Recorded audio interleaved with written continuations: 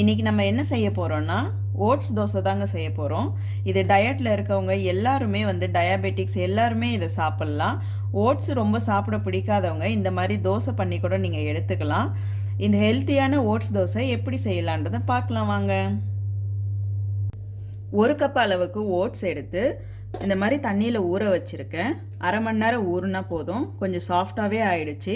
இப்போ இதை மிக்சியில் போட்டு அரைச்சிக்கலாம். இதை அரைக்கும் போது கூடவே நான் ஒரு கைப்பிடி அளவுக்கு சின்ன வெங்காயமும் 3 பச்சை மிளகாய்,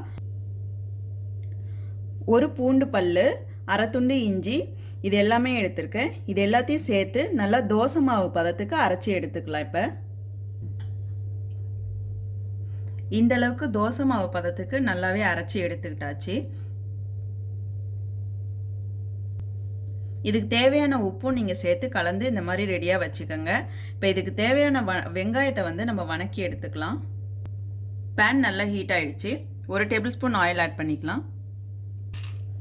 கடலைப்பருப்பு 1 டேபிள் ஸ்பூன் அளவுக்கு, உளுத்தம்பருப்பு அரை டேபிள் ஸ்பூன் அளவுக்கு, கடுகு தாளிப்புக்கு, கடுகு கொஞ்சம் பொரிய ஆரம்பிக்கட்டும். இப்போ வெங்காயம் ஒன்று சின்னதாக பொடிசாக நறுக்கி வச்சுருக்கேன். இதை ஆட் பண்ணிக்கலாம். அதில் வதக்கி விட்டுக்கலாம் நல்லா. இப்போ ஒரு பச்சை மிளகாய் பொடிசாக நறுக்கி வச்சுருக்கேன், கொஞ்சம் கருவேப்பிலை, இது ரெண்டையும் சேர்த்துக்கலாம். நீங்கள் முதலே பச்சை மிளகாய் ஆட் பண்ணிங்கன்னா ரொம்ப காரம் அதிகமாக தெரியும். காரம் கம்மியாக வேணும்னா வெங்காயத்தை போட்டுட்டு அதுக்கப்புறமா பச்சை மிளகாய் போட்டுக்கலாம். நல்லா வதக்கி விட்டுருங்க. இப்போ இந்த அளவுக்கு வதக்குனா போதும். ஸ்டவ் ஆஃப் பண்ணிவிட்டு இப்போ இதை மாவில் கொட்டிக்கலாம். ஓட்ஸ் மாவில் இந்த ஆனியனுக்கு தேவையான உப்பு மட்டும் இதில் ஆட் பண்ணிக்கலாம்.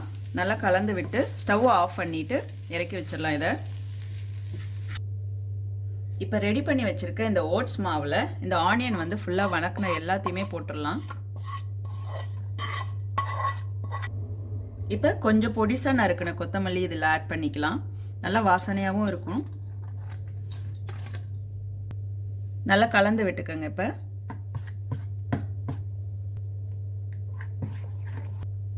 இப்போ எல்லாமே ரெடி பண்ணியாச்சு.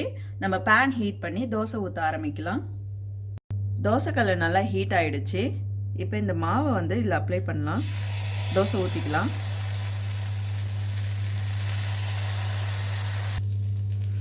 மேலே கொஞ்சம் நான் நெய் அப்ளை பண்ணிக்கிறேன். நீங்கள் ஆயில் வேணுனாலும் போட்டுக்கலாம், ஆப்ஷனல் தான்.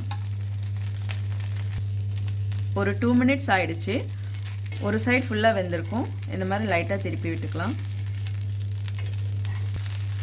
இப்போ திருப்பிடலாம். இந்த சைடும் குக் ஆகட்டும், நல்லா வேகட்டும். இப்போ இந்த பக்கமும் நல்லா வெந்துருச்சு. இதை எடுத்துடலாம். இப்போ இன்னொரு தோசை ஊற்றுறேன்.